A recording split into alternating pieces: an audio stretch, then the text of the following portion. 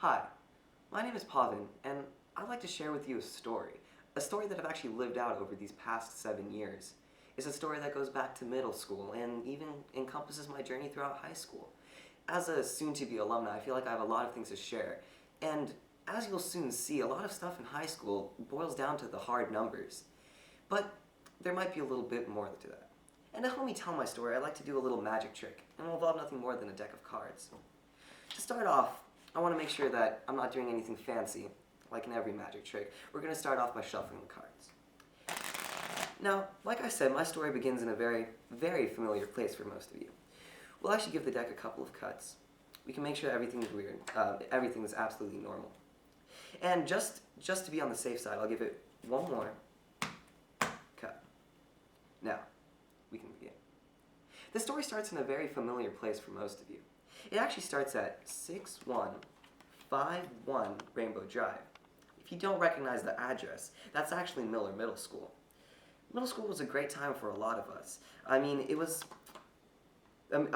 encompassed 6th, 7th, and even 8th grade. And wherever you spent that time, whether it was at Miller or another middle school, it was about the time that you probably started to feel like a real king on campus. You knew exactly where all the great hangout spots were around school. It was at this time you started to feel like a real jack of all trades. And you stopped believing that girls had cooties, so everything was really going your way. But just as you thought everything was going your way, you got shipped off to another place, a scary place that they called high school. And for most of you next year, that'll be 1280 Johnson Avenue. Now, from my experience, Lindbergh High isn't a scary place, but I still remember the intimidation factor that is when you're a foot shorter than everybody else and you have to look up at everyone as you talk to them. But the thing is, you go from being a king to nothing more than a small joker. And I don't mean that in a bad way, it's just, it takes a while to get used to it. Now, when you start 9th grade, there's a lot more responsibility than when you were in middle school. First off, you have to get good grades, and that means you probably want that 4.0 GPA. And usually that means getting straight A's in all of your classes. Now, straight A's aren't everything, but to get into those top-tier colleges, there's a lot more than just having straight A's.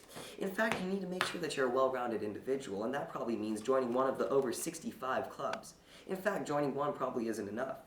From mock trial to Model UN, robotics, whatever, you know that you're going to have to pick the right concoction to get you into those colleges. But you're probably also taking 7 classes because you want to show colleges you really care about school, and that means that you get out at 3 p.m. every day. Sounds like a long day already. But to go to all of these debate practices, mock trial, marching band practice, it means that you'll only get home at about 9 p.m. And to get the recommended 8 hours of sleep, you know you'll have to be in bed by 10. Doesn't really leave much else time to do anything. Now, even though you have to be in bed by 10, you also have to start studying for standardized testing. And that means that you probably want like a 2310 on your SAT, or perhaps a 35 out of 36 on your ACT. But over my time, yeah, I've done all of these things with numbers, but I started to realize that high school was about a lot more than numbers. It was about being a prince or a princess and maturing into a queen or a king. In fact, even though there are a lot of numbers throughout high school, even though there's a lot of numbers, I say that they don't really matter that much. In fact, whatever the number is, we can just throw them to the side, because high school is not about the numbers. In fact, I can guarantee you 10 years from now, you won't remember your SAT score. You won't remember your GPA. Instead, you'll remember the people, the men and the women that you spend that time with. You'll remember the memories, the things that you developed a true passion for, that you really loved to do throughout high school. I guess what I'm really trying to say is that whatever hand you're dealt, whether it's the worst hand in poker, or whether it's the way that you approach high school, it's going to be your attitude that can make that hand into something that's a true winner. And that's my story. I hope that you enjoy it, and I hope that it helps you throughout your journey in high school. Whatever I tell you may not be able to influence what you do, but I hope that you, over your 4 years, start to find something that you really love, whether it's magic or some other creative outlet. And I hope that you really do enjoy your 4 years in high school, because I know I have. Thank you.